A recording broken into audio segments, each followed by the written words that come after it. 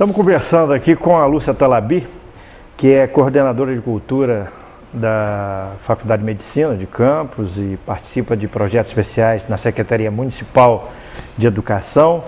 Nós estamos falando um pouquinho da vida dela e eu queria saber de você, Lúcia, a sua passagem pela escola, quais escolas você estudou, onde você estudou e também aí, se na escola o teatro se deu através da escola na sua vida ou não?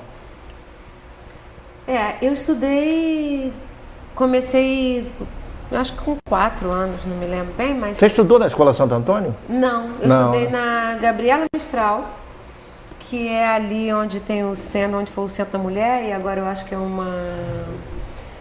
que é a 7ª, que é a zona eleitoral ali, que agora eu já esqueci qual é a zona. É ali na Beira Rio, né? Era o Gabriela Mistral. Na Humberto de Campos, esquina com Humberto de Campos. Eu estudei ali. Próximo à Rua Santo Antônio ali, não é? Isso, quase debaixo da linha do ferro, né? Da Ponte de Ferro ali. Da Ponte de Ferro. E dali eu fui para o Eucarístico. Né? Então eu estudei no Eucarístico no tempo da Maria da Penha. Padre Antônio Ribeiro do Rosário. Padre Antônio Ribeiro do Rosário. E ali você tinha a inserção no teatro ali, através da escola? Tinha. O teatro se deu fora da escola? Olha, foi até muito engraçado, porque quando eu tinha tanto medo das pessoas do Eucarístico, aliás, o Eucarístico foi meio trauma na minha vida. Eu estudei no Eucarístico também. Eu tinha trauma. Você tinha esse trauma também, Robinho? Cara, botar pra quebrar? Eu fiquei meio traumatizada. Eu tinha muito medo da Ana Maria da Penha, ao mesmo tempo... Não, Maria da Penha se aposentou por minha causa. Se aposentou por minha causa. Eu acho que foi. Não me aguentou. E eu peguei da Maria da Penha muito ainda... Rígida demais. Rígida demais. Nova, na minha época era tinha. São mais velhos que aquela régua enorme, né? Grande. Tinha um sino. Então, quando o sino batia, era uma coisa assim... Traumática, né? Eu fico pensando, sabe o que, Lúcio? Você falando isso, aí a gente viu agora recentemente aquela questão de realengo. E nas escolas hoje em dia, de um modo geral, os alunos não respeitam os professores. Naquela época, na nossa época, a gente tinha um respeito ao professor enorme, né? Até porque a família passava esse valor. Eu acho que a família tem deixado a desejar nesse sentido. Você acha que é a família? Eu acho. Eu acho que a criança tem sido pouco orientada nesse sentido. Eu acho que deve existir um respeito, sim. Eu acho que sim, Sérgio, porque eu, por exemplo, eu consegui passar isso para meus filhos. Sabe? Eu nunca tive reclamação. Uma questão até de hierarquia mesmo, né? Né? Eu acho que os seus também. Eu conheci seu filho na escola e né, sempre foram crianças que souberam muito bem defender o seu espaço sem agredir aquele a quem você deve... Mas aí fala lá... Enfim, aí eu tinha... Os seus medos. Os meus medos, né? E... Me colocaram uma vez para falar versinho, né? Aqueles versinhos das mães, versinhos de Nossa Senhora. E eu tremia tanto em cima da cadeira e tinha tanto medo. Mas fora não seria por falta de experiência ou porque os professores te intimidavam? Eu acho que era medo. Eu acho que era uma coisa assim, aquele ambiente não me continha. Né? Eu estudei ali durante muito tempo, mas não era um ambiente que eu me sentia contida. Naquele pavilhão ali onde formavam-se as filas ali, na hora que ela vinha com aquela sineta dela. Sineta, o jeito dela, eu sempre fui muito Era logo atrás da secretaria, né? Logo ali atrás da secretaria, né? Aquele pavilhão. Mas eu não deixava de transgredir. Né? Então, teve uma vez, eu acho que eu estava na 2ª série, era a professora Dona Maura. Vamos aprender a olhar palavras no dicionário. Escolha uma palavra e procure no dicionário. Qual a palavra que eu fui procurar? Bunda. Então foi... Um desbunde. Caiu, né? E tava lá no dicionário, tinha a palavra, né? Que não é nada demais, é uma palavra africana. Bons tempos aqueles que falavam que não podia. Então, bunda era apelido. E aí a gente transgredia. Era uma coisa feia, desculpa. Mas era muito... Mas de alguma forma surgiu ali essa coisa de fala verso, mas eu tinha medo. Onde o teatro chegou mesmo foi na própria família. Né? essa coisa do gostar de música, de estar sempre aproximando filmes. Mas aí você começa a atuar nessa área com que idade? Eu começo a atuar nessa área, assim, eu passei alguma coisa, eu estudei no liceu também, então alguma coisa no liceu apareceu, né, dentro dos desfiles de 7 de setembro, por exemplo, aquilo ali era um teatro pra gente, né? Ah, era? Era, coral, né, tudo que podia, né, em termos de participação, eu fazia, eu estudei no liceu. Do liceu eu fui para a Faculdade de Filosofia, e lá na Faculdade de Filosofia foi um dia eu sentada assim na porta da faculdade, chega Felinho e João Vicente. E me perguntam se eu queria participar. E você fez qual curso na filosofia? Letras, eu até esqueço que eu vou entrar em todas as salas.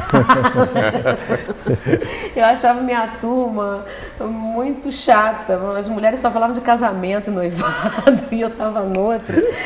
Então, mas por que você foi parar fazer o curso de letras? Porque eu não podia fazer teatro naquela época.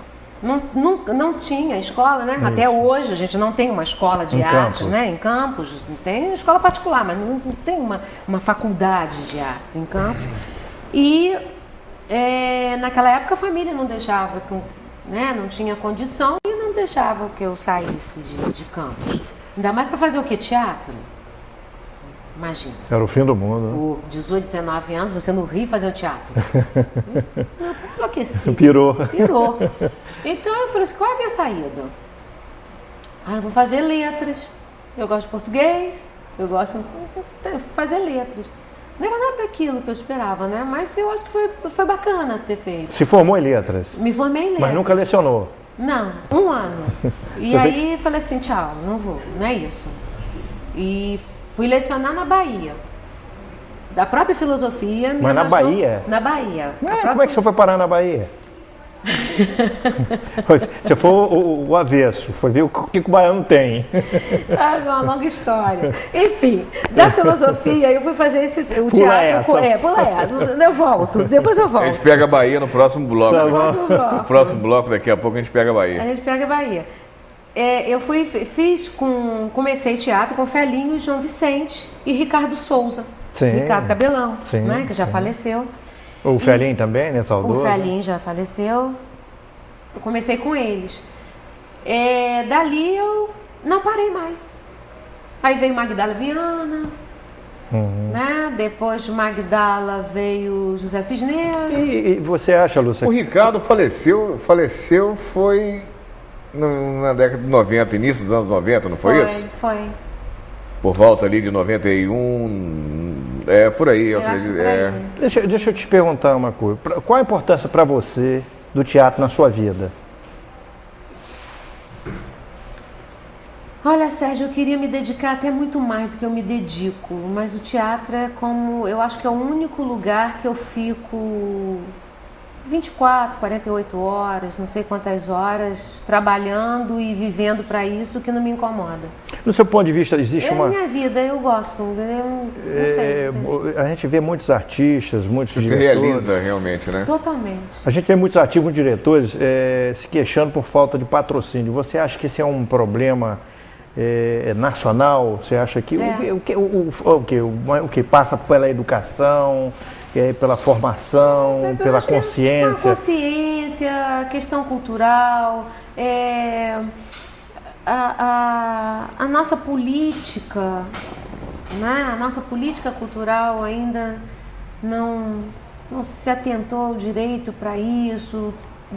Quer dizer, já se avançou muito, né? São várias leis, estão sendo revistas e eu acho que é uma questão, sim, em todo o território nacional. Piora quando você vem para o pequeno centro, porque já existe no país uma mentalidade colonialista. Quando no pequeno centro, esse colonialismo aparece de forma muito, muito maior, né?